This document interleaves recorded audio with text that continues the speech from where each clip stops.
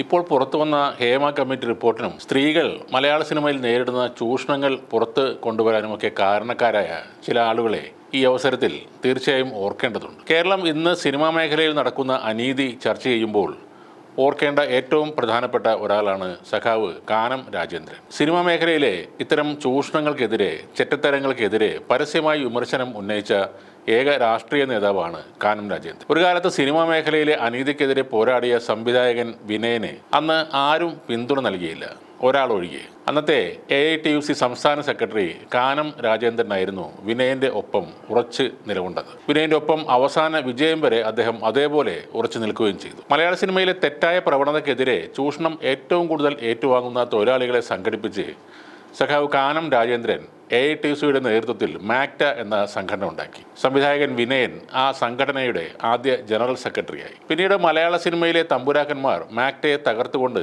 അവരുടെ ഇഷ്ടങ്ങൾക്കൊപ്പിച്ച് തുള്ളുന്ന പാവ സംഘടനകൾ ഉണ്ടാക്കി. യാതൊരു കാര്യപ്രാപ്തിയും ഇല്ലാത്തവരെയൊക്കെ അതിൻ്റെ തലപ്പത്തും കയറ്റിയിരുത്തി. ഇടവേളകൾ ഇല്ലാതെ നിരന്തരം അവരെയൊക്കെ സെക്രട്ടറിമാരായി വാഴിക്കുകയും ചെയ്തു. 4 സിനിമയിൽ തികച്ച് അരമണിക്കൂർ പോലും അഭിനയിക്കാത്തവരൊക്കെ മലയാള സിനിമയിലെ രാജാവായി മാറി. അതിൻ്റെയൊക്കെ ഫലമാണ് മലയാള സിനിമയിൽ സംഭവിച്ച ഈ അപജയങ്ങൾ. റിപ്പോർട്ട് പുറത്തുവരും എന്ന് പേടിച്ചിട്ട് തന്നെയാവും പലരും സ്ഥാനമാനങ്ങൾ ഉപേക്ഷിച്ച് സ്ഥലം വിട്ടതും. മലയാള സിനിമയിലെ ചതിക്കുഴികൾ ഇപ്പോൾ ചർച്ചയാകുമ്പോൾ മഹാനടൻ തിലകന്റെ ആത്മാവിനൊപ്പം സഖാവ് കാനത്തിന്റെ ആത്മാവും സന്തോഷിക്കുന്നുണ്ടാകും. സിനിമാ നടിമാർ നേരിടുന്ന ചൂഷണത്തിനും പീഡനത്തിനും എതിരെ പൊരുതിയ ഒരാളാണ് മാധ്യമപ്രവർത്തകനായിരുന്ന MV നികേഷ് കുമാറും. അദ്ദേഹം നയിച്ചിരുന്ന റിപ്പോർട്ടർ TVയും അതിനൊപ്പം നിന്നിരുന്നു. പ്രത്യേകം ഓർക്കണം, അദ്ദേഹത്തിന്റെ പഴയ റിപ്പോർട്ടർ ചാനൽ എന്നത്. നടി ആക്രമിക്കപ്പെട്ട കേസിൽ നികേഷിന്റെയും റിപ്പോർട്ടറുടെയും ഇടപെടലുകൾ ആരും മറക്കില്ല.